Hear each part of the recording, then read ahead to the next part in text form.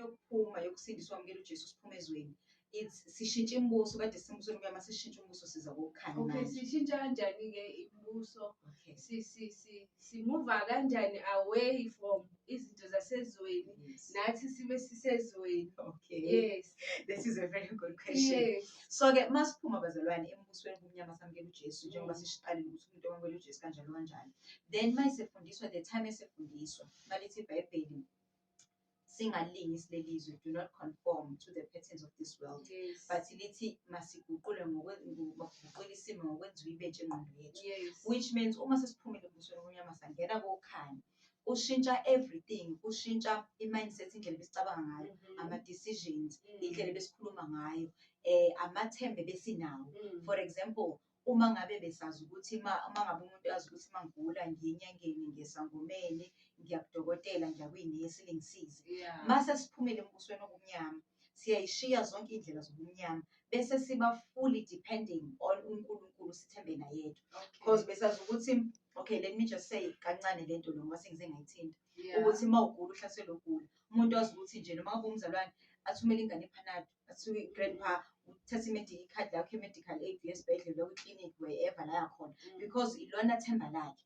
But uma ngabe sesikuKristu sesisidalwe ezintsha sesiguquliwe isimo sengqondo saba i-new creature sibe sesazi ukuthi we do not trust it, asathemba abantu nezinto zabantu, sesithemba uNkulunkulu. Ethe iBhayibheli makhona ukugula kubiza amalungu ebandla mkhulekeli, lathi izwi likaNkulunkulu ngemvimbo kaKristu Jesu siphilisiwe, 2 chapter 2 verse 24. So ke manje masihlaselwe ukugula asisadili ngendlela yezwe ngoba izinyanga zithi bayamhlola umuntu mayigula ukuthi unani, bamhlolele yes laba besingisi lokho kuhlotshisiwe ngesingisi ukuthi uya consult kodwa bobabili abantu bayahlola. No, both of them it's consultation. Yes. Zenziwa ngendlela ehlukile. But nje both of them whether doctor or inyanga consultation. So ke we consult men nendlela zabo. But mase sikuKristu we do not consult men, siya kuNkulunkulu ngiyagula ngicela ungiphilise, bakuthandazela abazalwane because ezinye izono edala ukuthi umuntu bonile fanele aphenduke bese yaphila. Ezinye izono nje ukuhlaselwa hayi ngobonile uyahlaselwa but kumele athandaziswe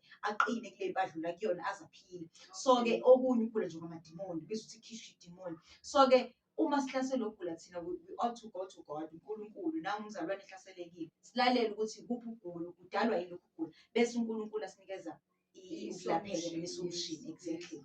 Then bese silento ethi ke uma umuntu esindiswa uphuma kwenye kingdom nakwenye kingdom. Kwi-kingdom kaNkulunkulu we have everything. Njengoba ezweni kune Department of Home Affairs, Department of Health. Kuna department yonke ezweni.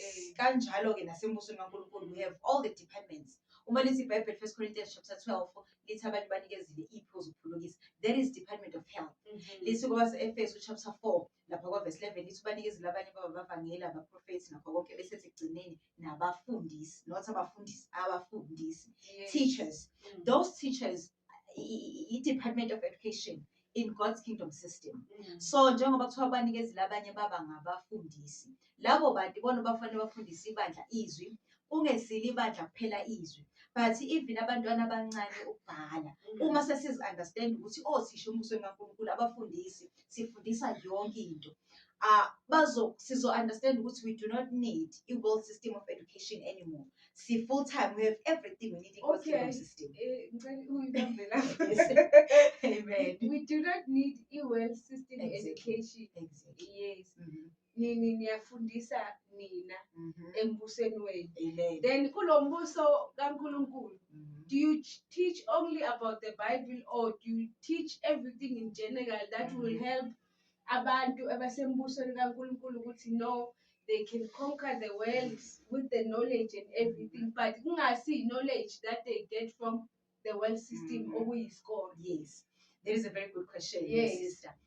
Iqiniso lithi ezwini kaNkulunkulu sinakho konke. Lithi 2 Timothy chapter 2 verse 16 lithi izwi likaNkulunkulu lithi imbhalo yonke iphefumulelwe uNkulunkulu ilungele ukusifundisa, ukusiqondisa, ukusiyala, ukusola ukuze umuntu kaNkulunkulu aphiliselwe emsebenzini emihle. Bese lithi nge-Amplified version uthi so that the man of God may be well trained. So ke izwi likaNkulunkulu li-enough to train us in all aspects of life. Ngoba ubuza ukuthi izisifundisa kuphela izwi likaNkulunkulu in God's kingdom system kunothisha bezwi. abantwana bebancane siyakhona ukubafundisa ukubhala ukuze bakwazi ukufunda iBhayibheli. Lot of question eminye imibuzo abajwayele ukuyibuza ukuthi manje uzofunda kanjani iBhayibheli yes into engifuna ukuyi-understand njengoba ngisho ukuthi because angithi iBhayibheli like ibhalwe ngesingisi but if ungayanga esikoleni totally you won't be able to read because you have to start ngama-alphabet then it gives you ukuthi this is a sentence. Okay, that is a very good question. Yes. So-ke yabona nje lo ishoyo ngizoyiphendula ngento eke yenzeka practically. Kade sifundisa abantwana abancane they were 4 years ngaleso sikhathi. Sabafundisa ukuze bakwazi ukufunda iBhayibheli. We taught them ama-alphabets, we taught them ama-vowels A, E, I, O, U ngesizulu ngesingisi, ama-alphabets A, B, C, D kuze kufike ku-Z.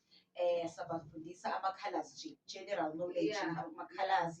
Sabafundisa iy'namba ukubala 1 2 3 kanjalo kanjalo ukuze bakwazi. So base bekwazi ngaleso sikhathi at the age of 4 to 5 base bekwazi ukusho ama-colours ahlukene nge-English nangeZulu, babe sebekwazi ukucounta up to 100. So-ke sibafundisa abantwana everything, and then injongo yokubafundisa A, E, I, O, U, A, B, C, D ukuthi bafundiswe kaNkulunkulu ngoba ezweni babafundisa A, E, I, O, U ukuze babafundise lezi zinto zezwe ezingcolile. I-worldly education lezinto ey'funda esikoleni zingcolile. Ukube bekunesikhathi esanele besochaza singcole kanjani, base-ke mhlawumbe sesingabe sichaze ngesikhathi ngokuvuma kwenkosi. So-ke zingcolile izinto ey'funda kuleli zwe.